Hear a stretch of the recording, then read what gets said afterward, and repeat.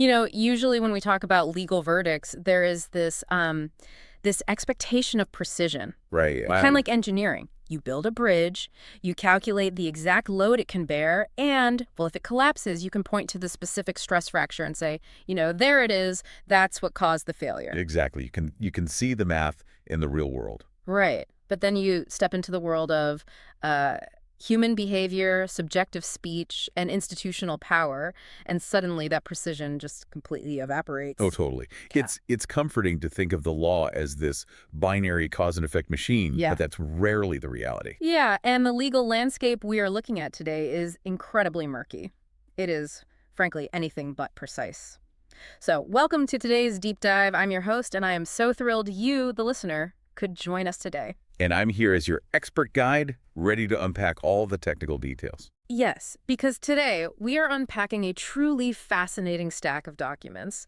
We are looking at a real-world legal case from China, but, and this is the cool part, we are analyzing it through some highly unusual interdisciplinary lenses. Yeah, we're talking complex systems, physics, behavioral psychology, and massive legal analyses generated independently by 6 different AI models. Right, like Gemini, ChatGPT, Grok, Copilot, DeepSeek, and Quinn.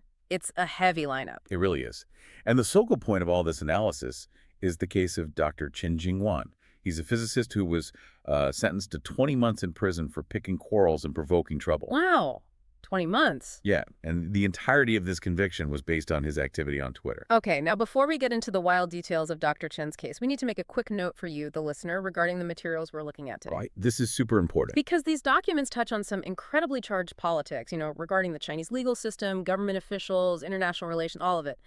Our goal today isn't to take a stance on those politics. No, not at all. We aren't endorsing any of the ideological criticisms found in these documents. Exactly. We are simply acting as your guides to impartially report on the factual content, the legal theories, and the really fascinating scientific frameworks provided in the source material.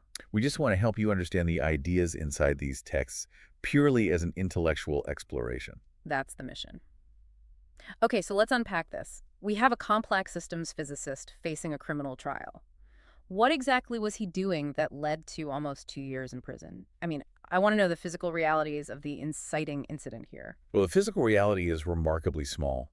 So in September 2022, Dr. Chen, who, by the way, holds a PhD in physics and specializes in nonlinear complex systems, he was arrested in Kunming. Okay. His alleged crime was using a VPN to bypass the firewall and retweet posts on Twitter. And this activity spanned from 2019 to 2022. And when we say retweet, I think we really need to look at the scale, right? Because that's where the initial shock of this case really lies. Oh, absolutely. Because, according to the documents, his Twitter account had fewer than 100 followers. And even then, most of those were inactive, like basically bot accounts, or what the documents call zombie fans.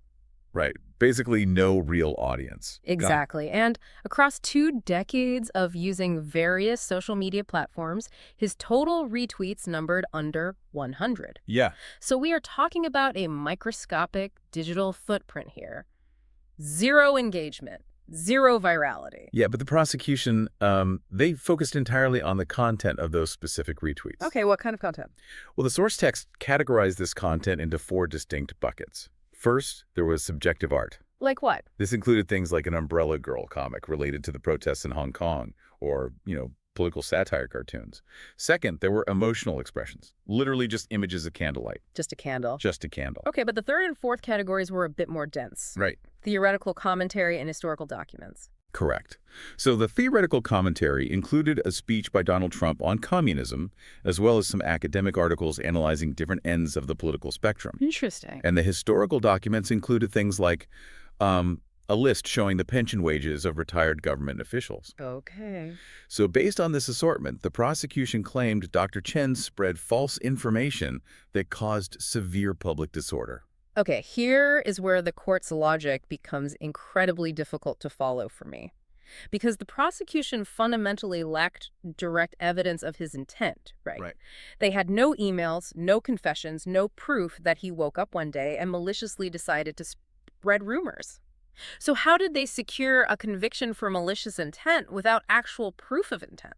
Well, they substituted his academic background for intent. Wait, what do you mean? The court basically ruled that because Dr. Chen had a high level of education, specifically a PhD, he, and I quote, should have been able to distinguish right from wrong. Are you kidding? No. They used his academic pedigree to presume his guilt.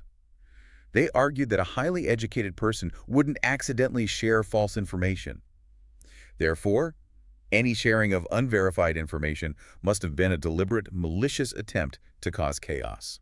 I just have to push back on that logic immediately. That's like arresting a meteorologist for predicting rain, and when the storm misses the city, the police say the meteorologist's PhD proves they maliciously lied about the weather to cause a panic. That's a great analogy. It completely ignores how academia works, you know? Educated people explore unproven, subjective, or even fringe ideas all the time. That is the literal definition of research. Exactly. How does a judge even define false information when they are looking at a subjective piece of art or a philosophical opinion or a picture of a candle? You can't really. Mm-hmm. And the AI models, particularly Gemini and Copilot, they isolated that exact flaw in the legal reasoning. They identified it as a massive category mistake. A category mistake. Okay, break that down for us. It means the judicial system confused value judgments, artistic expression, and theoretical exploration with verifiable empirical facts. Right, because you can't fact check a cartoon. Exactly. And you can't empirically disprove a feeling of mourning represented by a candle. Yeah.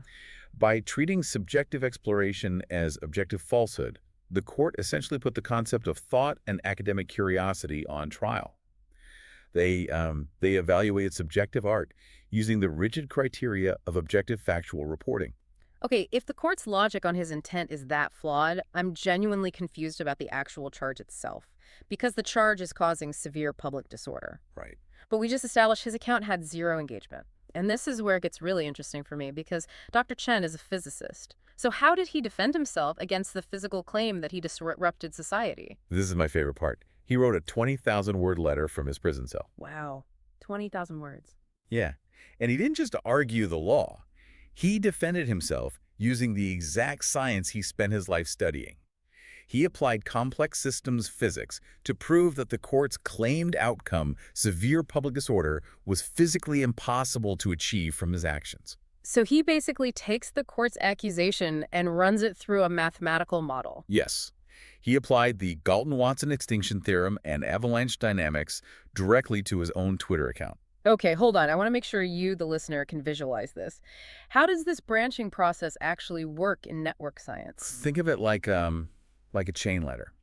To create a cascade of a viral avalanche of information that spreads across a society, the average branching number must be greater than 1. Branching number. Yeah, the branching number is simply the average number of new people that each person shares the information with. If you share a tweet and on average 2 people retweet it from you, your branching number is 2. Okay, so the network grows exponentially. 2 becomes 4, 4 becomes 8, and so on. Exactly. But Dr. Chen proved he was what network physicists call a fringe node. Because of the follower count. Right. Because he had under 100 inactive followers and 0 actual engagement, his average branching number was a fraction. It was vastly less than 1. Got it. Let's say your branching number is 0.5. That means if 100 people see it, only 50 share it. Then 25 share it. Then 12. So it just dies out. It is mathematically guaranteed to die out within a few steps.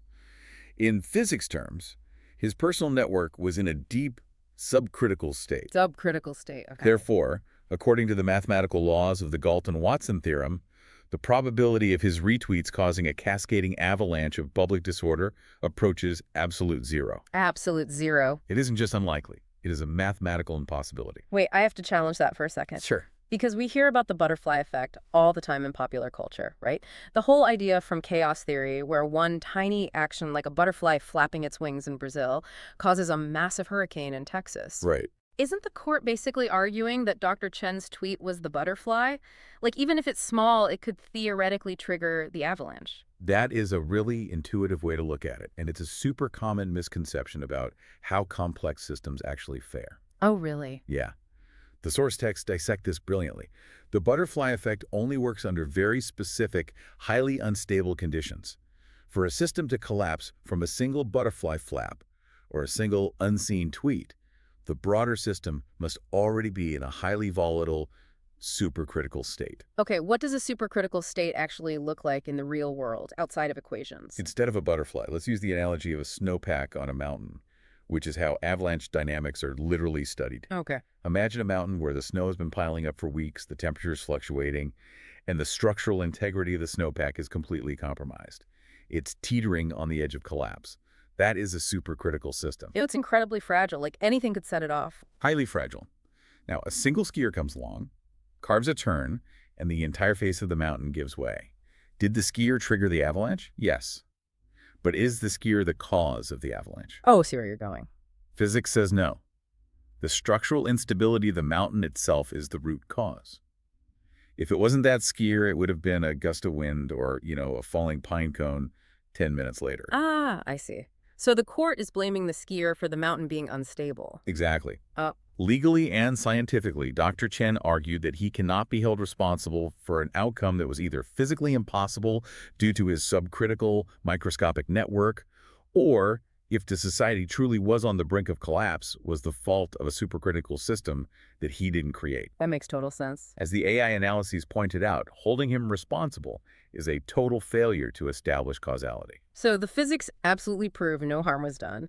A zero-engagement tweet from a fringe node mathematically cannot cause a societal avalanche. But, and this is what I am so hung up on, if the math is that definitive, why does a human judge look at a microscopic Twitter account and decide this guy needs almost 2 years in a prison cell? It's baffling, right? A 20-month sentence for zero engagement is just a massive overreaction. What is actually going on in that courtroom? Well, to understand that disconnect, the AI documents, specifically Copilot and Gemini, they shift the analytical lens entirely. They move away from physics and into behavioral psychology. Okay, so switching gears.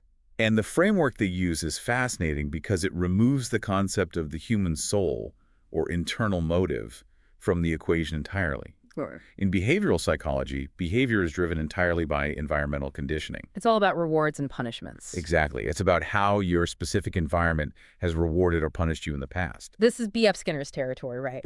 The whole stimulus-response reinforcement loop. You do something, your environment rewards it. You do it again, your environment punishes it. You stop. Exactly that. And the conflict in this courtroom comes down to two completely differing reinforcement histories. Dr. Chen and the judge are operating in two entirely different behavioral universes. Okay, walk me through Dr. Chen's universe first. So, his behavior was shaped by an academic reinforcement history.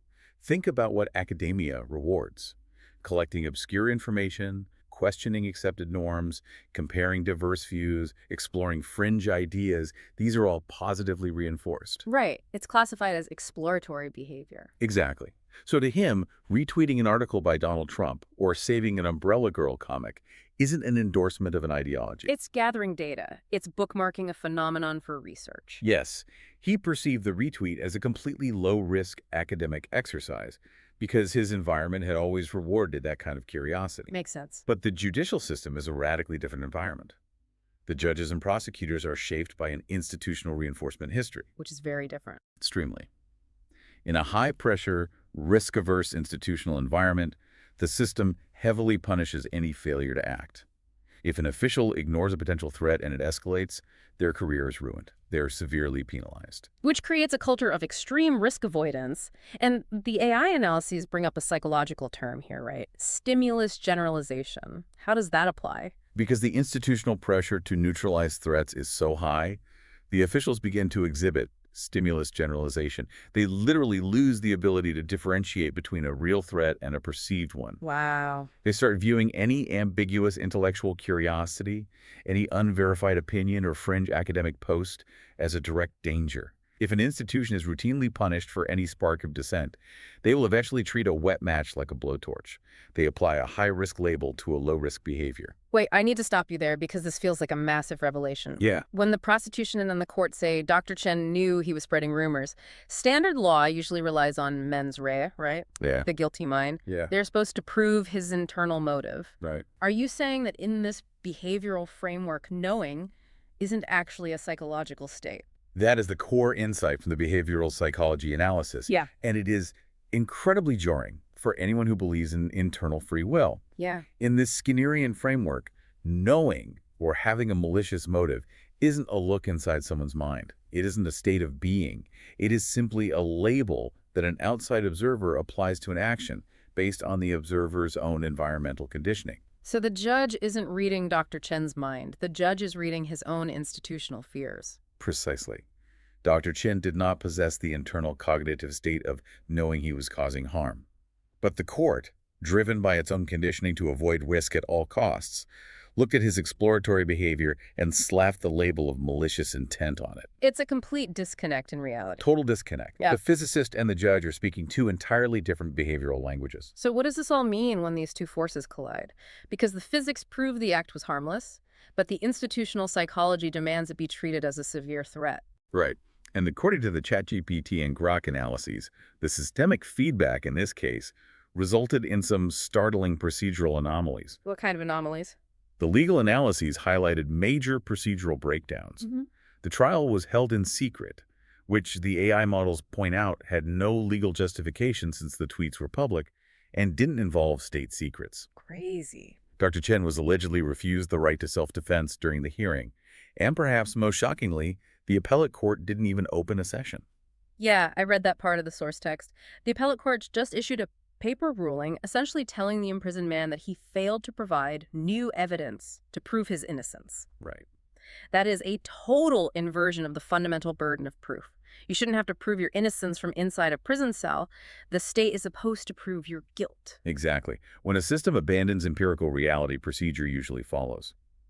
From a behavioral standpoint, the harsh 20-month sentence for a zero-engagement tweet isn't really just about neutralizing Dr. Chen. And the Gemini analysis points out that this is a classic example of vicarious punishment. Meaning the punishment is actually a broadcast. It's designed for everyone else watching. Exactly. It is designed to induce a societal chilling effect by placing an extreme, disproportionate punishment on a microscopic, harmless action. The system is conditioning the broader public. Teaching them a lesson. It's a way of teaching the population through fear, generalizing behavioral inhibition across society so that people instinctively avoid even looking at sensitive information, let alone saving or sharing it. But you know what I find so deeply compelling about this whole stack of documents? What's that? It's the incredible human element shining through all this sterile behavioral conditioning. Think about it. Dr. Chen is sitting in a prison cell, stripped of his freedom, facing an institution that refuses to listen to reason. Right. And what does he do? He writes a 20,000-word blood letter. He drafts a mathematically dense, scientifically rigorous defense of his actions using network physics. It's amazing. That doesn't sound like a man whose behavior has been extinguished by punishment. That sounds like profound human resilience. It is profound, and interestingly, behavioral psychology has a term for this phenomena as well. Oh, really? What is it? B.F. Skinner called it counter-control. When an individual is placed in an extreme environment that strips them of all normal agency, like being locked in a prison cell, they will engage in highly organized, seemingly futile behaviors just to regain a sense of personal efficacy. So writing that massive, incredibly complex document wasn't just a legal strategy for an appeal. As the AI models synthesized, writing that document wasn't necessarily about winning the appeal because the system had already proven it inverted the burden of proof. It was a psychological survival mechanism. Oh, wow. By meticulously detailing the physics, the math, and the logic of his innocence, Dr. Chen was maintaining what psychologists call his internal, rule-governed behavior. He was using his intellect to build a fortress. He was building a cognitive fortress against overwhelming external punishment. It was his way of asserting, onto paper, that his scientific reality was objectively more valid than their institutional labels. It was an act of preserving his own mind. That is sort of mind-blowing when you really think about it. So as you are listening to this right now, what is the takeaway? Yeah, why does this matter? It's easy to look at a case like Dr. Chen's happening thousands of miles away and think it's just an isolated anomaly. But think about the institutions you interact with every single day. Exactly. Your workplace, your local government, the social media networks you scroll through. How often are your own exploratory behaviors, asking a weird question in a meeting, saving an unusual article, challenging a cultural norm, being misinterpreted by a system that is operating on a rigid, risk-avoidant reinforcement history? It's a vital question to ask ourselves. This case study serves as a stark reminder of what happens when institutional power entirely divorces itself from scientific reality and empirical evidence. Yeah. When an institution prioritizes risk avoidance to the point that it replaces factual cause and effect with ideological labels, the core concept of justice breaks down entirely. Right. A single unseen tweet becomes a hurricane, not because the physics support it, but because the institution's underlying fear demands it. And that leaves us with one final, deeply provocative thought to mull over. We've just spent this entire deep dive looking at how 6 different artificial intelligence models independently cross-referenced complex systems, physics, behavioral psychology, and criminal law to expose the logical fallacies of a human court. Which is an incredible feat in itself. Right. So if artificial intelligence is now capable of being this objective, of independently seeing through the institutional conditioning that blinds human judges, what happens to the future of justice? Oh, man. What happens when the algorithms become vastly more rational and more tethered to empirical reality than the humans banging the gavels? It's a paradigm-shifting thought. When we build that bridge we talked about earlier, we trust the math to keep us safe. Perhaps one day, our legal systems will be forced to do exactly the same. Thank you so much for joining us on this deep dive. Keep questioning the information around you, keep exploring, and we'll catch you next time.